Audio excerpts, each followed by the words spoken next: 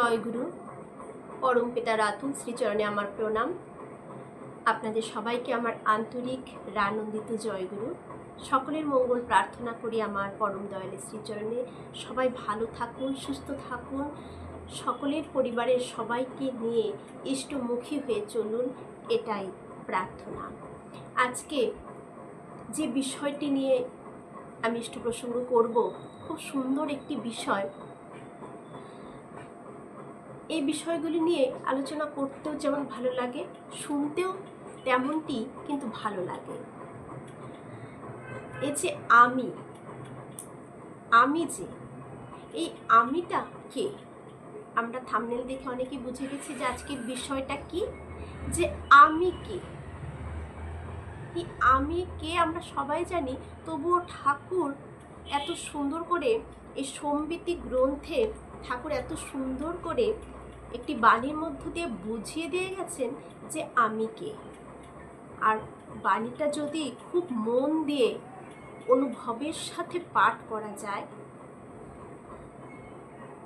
অন্তর কেঁদে উঠবেই, চোখে জল আসবেই, এমনই একটি বাণী। যে আমিটা কে এটা যখন বোঝা যায় না, শরীরের রোমকূপগুলো শিহরিত হয়ে ওঠে।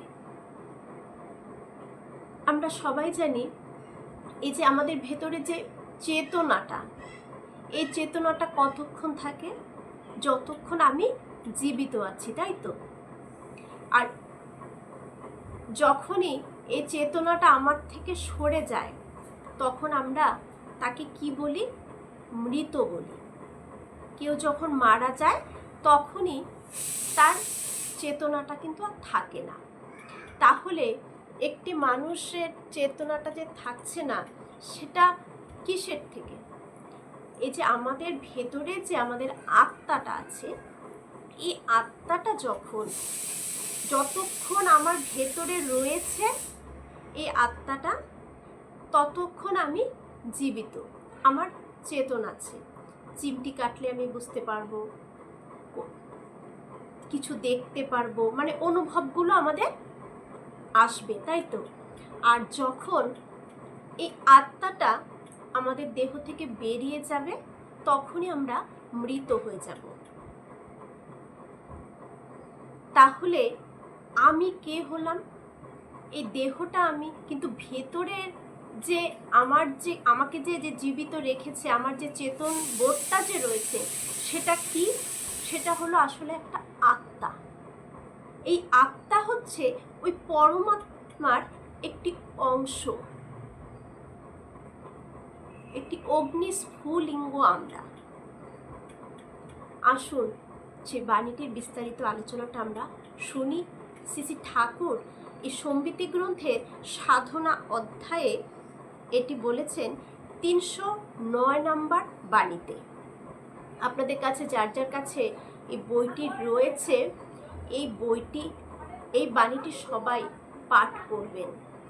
মন দিয়ে অনুভবের সাথে লাইনগুলো বুঝবেন, দেখবেন নিজে কে আমরা তা বুঝে নিতে আমরা কিন্তু পারি। আসুন, ঠাকুর বললেন, শোনো জ্যোতি, শোনো সন্ন্যাসী, এই ব্রতে ব্রতী হওয়ার সঙ্গে সঙ্গে দৃঢ় নিশ্চয় করে বেঁধে রেখো অন্তরে তোমার। তুমি তারই সন্তান, যিনি অনামী পুরুষ। ঠাকুর বললেন যে দৃঢ় নিশ্চয় করে বেঁধে রেখো অন্তরে তোমার, মানে অন্তরে দৃঢ় নিশ্চয় করে এটাকে বেঁধে রাখো, মানে বুঝে নিও তুমি তারই সন্তান, যিনি অনামী পুরুষ। যে অনামী পুরুষ, আমি তার সন্তান। এই বিশ্ব ব্রহ্মাণ্ডের মালিক যিনি, তার সন্তান।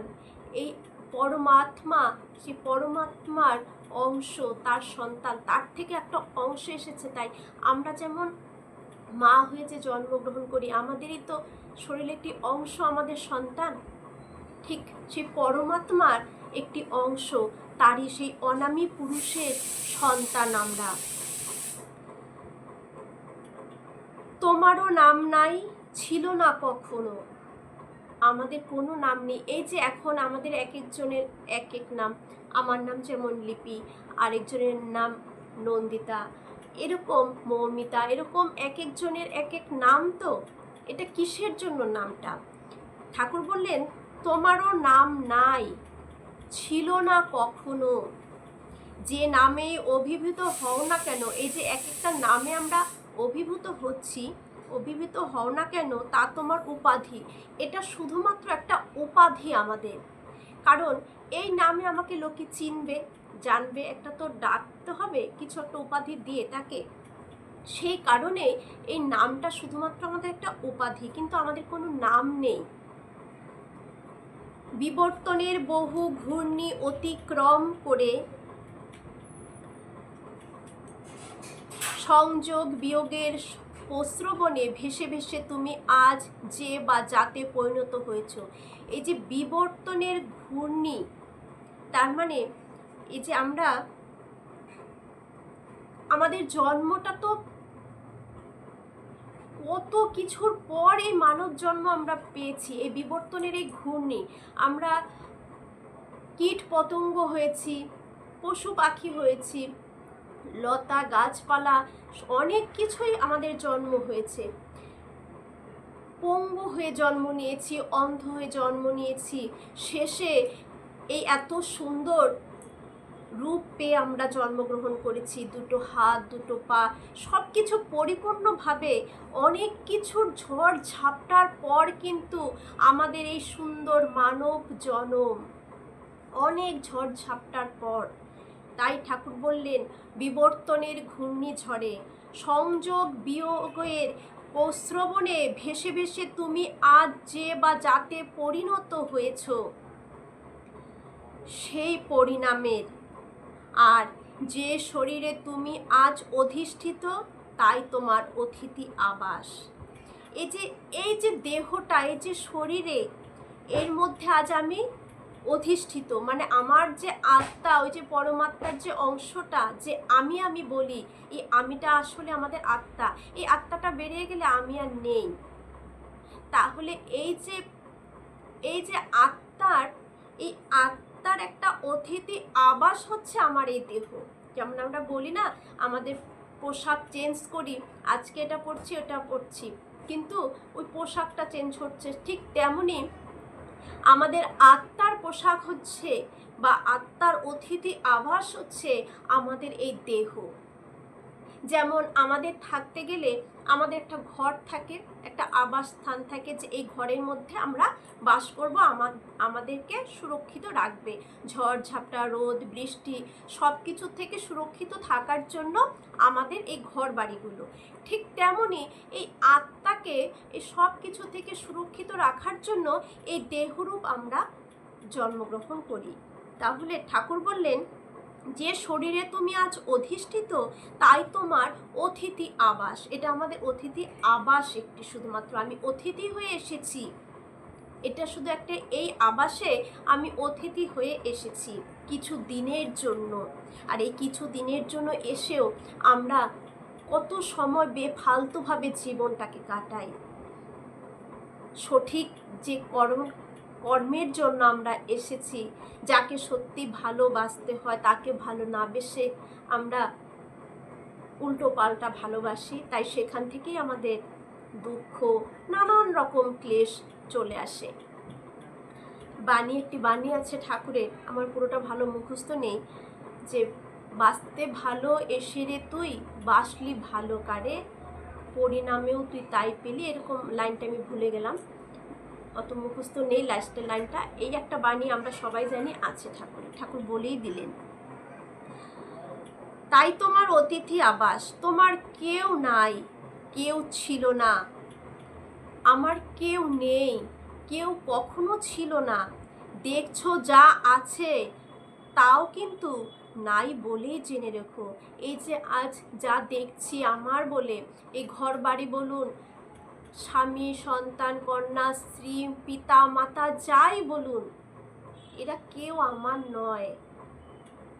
যা ভাবছি আমার বলে, এসব কিচ্ছুই আমার নয়।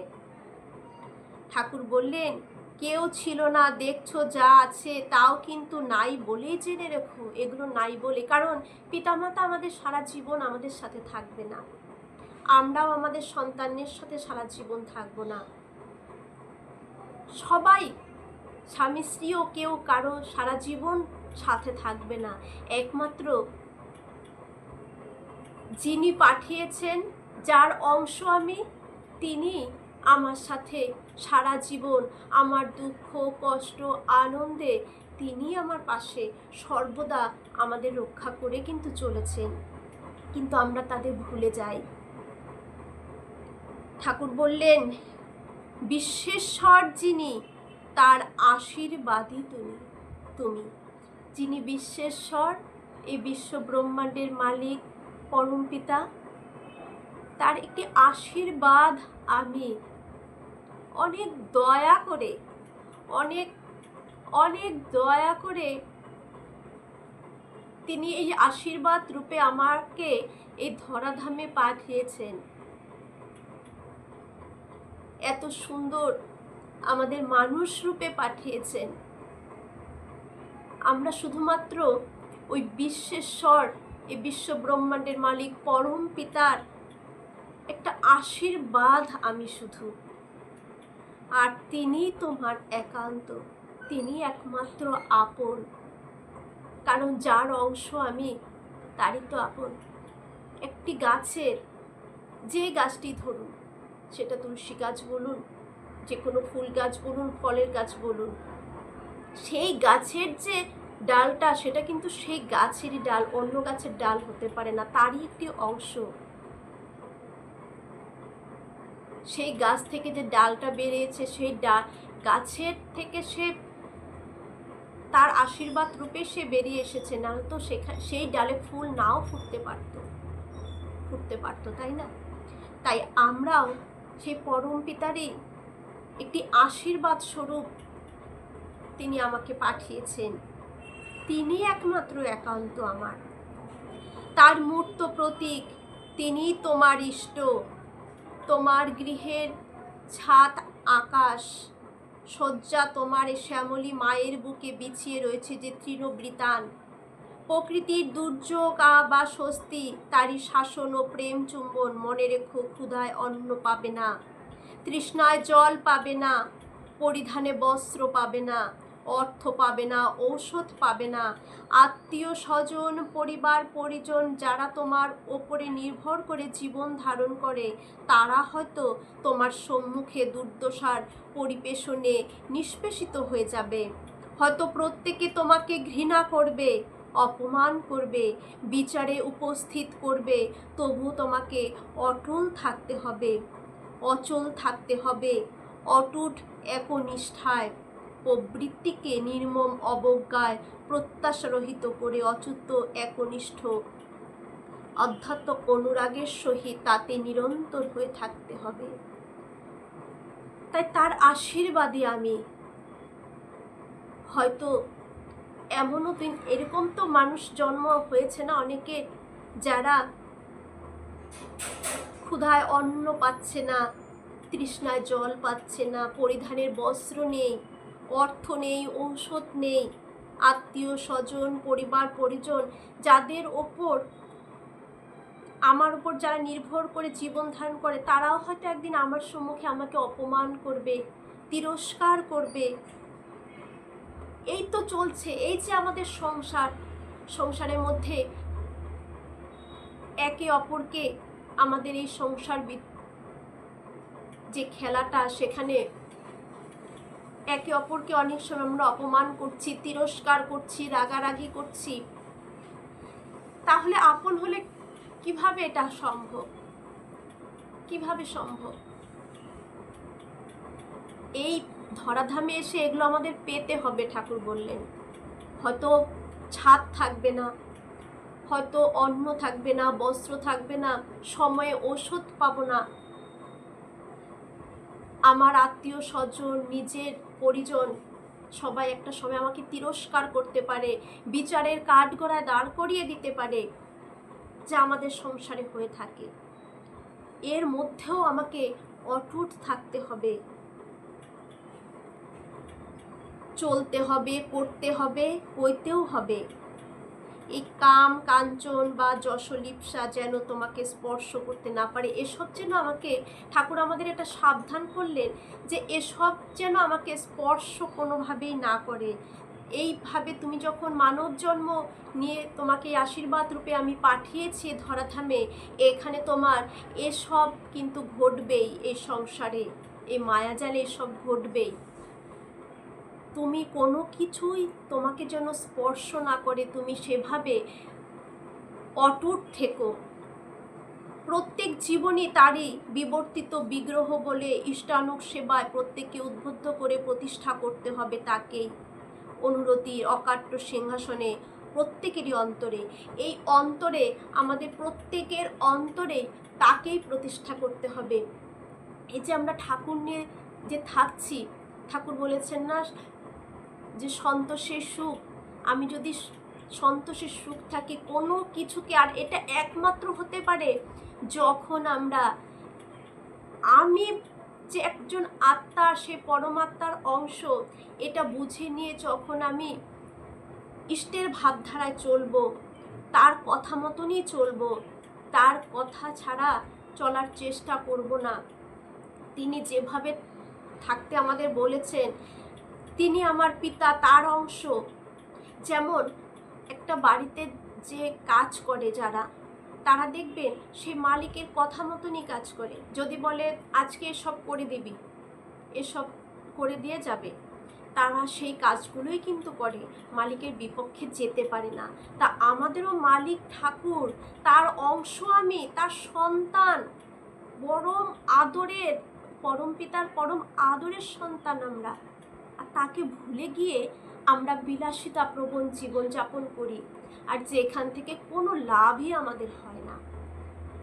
এমন একটা সময় আসে, সেদিন চোখের জল পড়া ছাড়া আর কোনো গতি আমাদের থাকে না।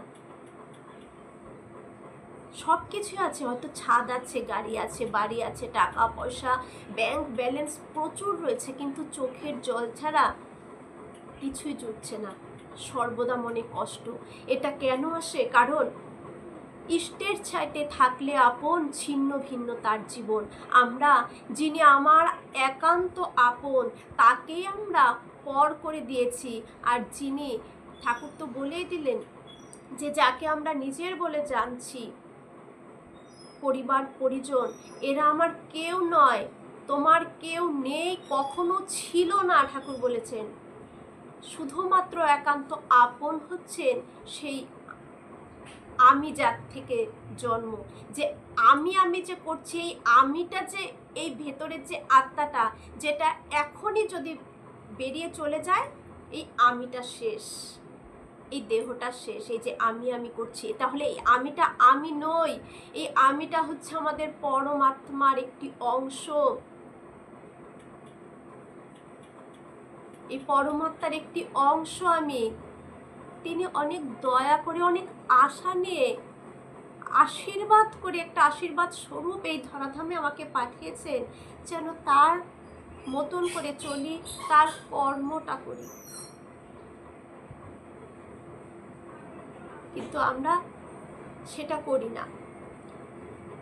যিনি জীবনের একান্ত, তাকে আমরা পর করে দিয়েছি। তার কাছে যেতে ইচ্ছে করে না, তার কথা শুনতে ইচ্ছে করে না, তার বিধানে চলতে ইচ্ছে করে না। তাহলে তার বিধানে যদি আমি না চলি, আমরা কিভাবে ভালো থাকবো? আর সব থেকে কষ্ট কার হয় জানেন? আমার সন্তান যদি আমার অবাধ্য হয়, মাতা পিতার কেমন কষ্ট হয়। যারা মাতা পিতা হয়েছি আমরা বুঝতে পারি তো, সন্তান অবাধ্য হলে মাতা পিতার কতটুকু কষ্ট হয়। যে সন্তান মাতা পিতাকে ভুলে যায়, সেই বাবা মার কতটুকু কষ্ট ভেতরে। ঠিক তেমনই কষ্ট আমার দয়ালের, ঠিক তেমনই কষ্ট আমার পরম পিতার। কারণ আমরা তাকে ভুলে যাই এখানে এসে। তিনি ওপরে হাত বাড়িয়ে আশায় হা করে বসে রয়েছেন আমাদের দিকে তাকিয়ে।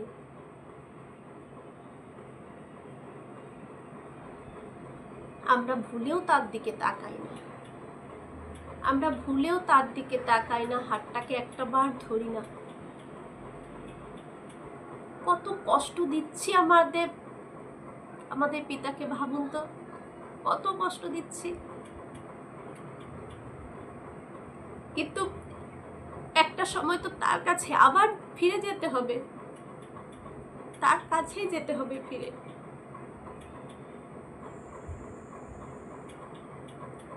তিনি একান্ত আপন আমাদের।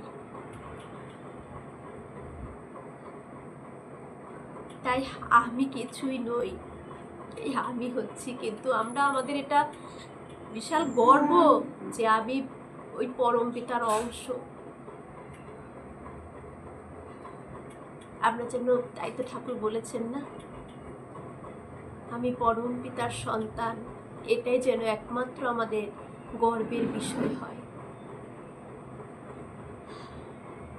সবাই ভালো থাকুন, সবাই ঠাকুর যেভাবে বলেছেন সেভাবে চললে আমরা কেউ খারাপ থাকবো না। আমরা ভাবি আমরা ওই পথটা খারাপ, কিন্তু সেটাই যে আমাদের সঠিক পথ, এটা যেন আমরা বুঝে নিয়ে সেভাবে চলি। সবার মঙ্গল প্রার্থনা রাখি। জয়।